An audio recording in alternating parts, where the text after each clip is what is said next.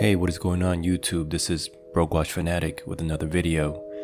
Today I want to review some sailcloth straps that were sent in by Justin over at Artem straps. Now I heard about Artem straps through YouTube and watch forums, and they looked quite nice when I saw wrist shots of them. So I was always intrigued on how their straps felt. A few weeks ago they reached out to me to see if I was interested in reviewing them. They sent me a couple of straps and here's my honest review. After spending some time with these sailcloth straps, I was quite impressed. I was really enjoying the fit and the comfort of these straps on my wrist. I'd wear them for about 10 hours a day for a couple of weeks and they felt pretty good.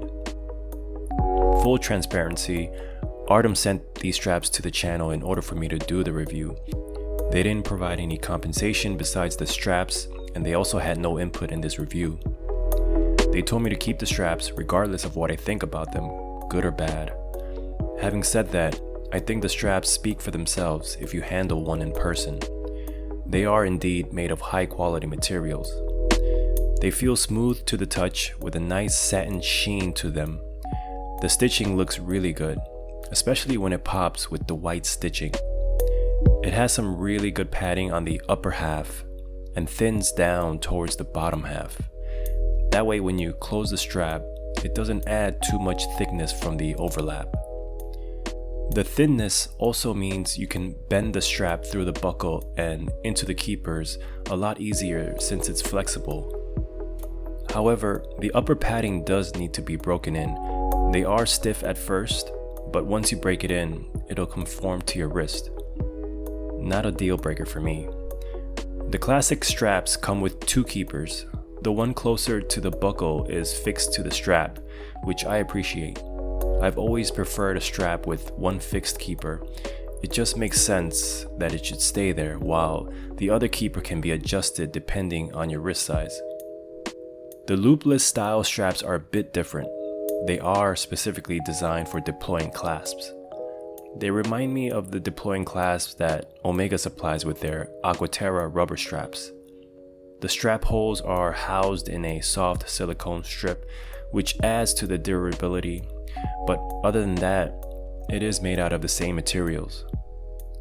It's still a water-friendly and comfortable strap. This style is my favorite because any excess strap can be neatly tucked away and it'll just look like a custom-made strap on your wrist.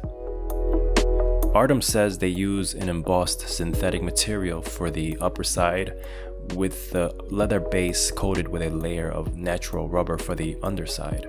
The strap is also made to get wet while still keeping its shape, its padding, and its flexibility, so you don't have to be afraid of the water with these straps. Now let's talk about the hardware. Whenever I used to buy straps, the hardware was usually a good indicator of quality. The cheaper the strap, the cheaper the hardware. With the case of many of the budget straps out there, the buckle will be thin and had no heft to it.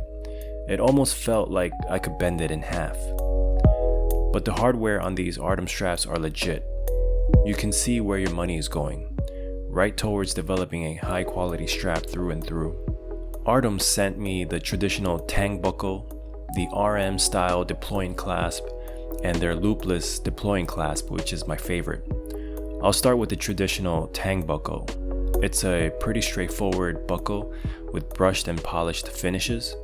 The lines are clean and it's signed with their logo.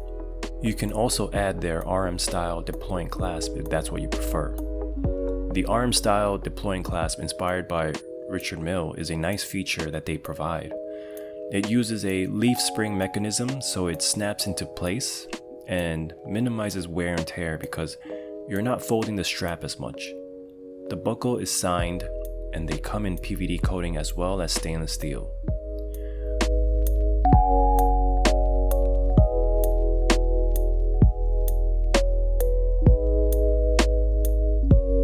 On to my favorite, their loopless deploying clasp.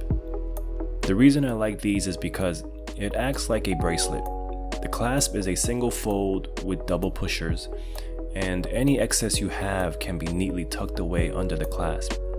These clasps come in both stainless steel, and DLC coating. The stainless steel has the same great finishing as their tang buckle, only this time the shape of the clasp resembles the head of Optimus Prime if you look closely at it.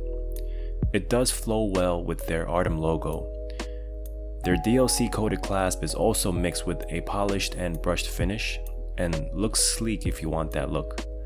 I think it goes really well with the khaki green strap. Also, for those who have bought the Seiko SPB381, the khaki green matches so well with the dial. I was kind of surprised at the coincidence. So all of these straps and hardware I've mentioned come in 19, 20, 21, and 22mm sizes. They can also be purchased with quick release spring bars or traditional spring bars. And for certain sizes on the classic straps, you have options to get different strap lengths. So this company really focused on catering to all different types of wrist sizes, as well as for anyone who wants a locking mechanism other than the traditional tang buckle. As far as any improvements that I can ask Artem to focus on, it will be to perhaps make their logo stand out a bit more. Maybe have it raised and polished similar to what Omega does. Other than that, I really can't say many negative things about them. I've shown them around to a few of my watch and non-watch friends, and they all thought these were high quality straps. So if you're in the market for a new strap to spruce up the watch you have, I suggest you try them out. They're not cheap by any means, but I think they're worth it and they'll last you a while. If you have any questions, just let me know. Until next time, take care everyone.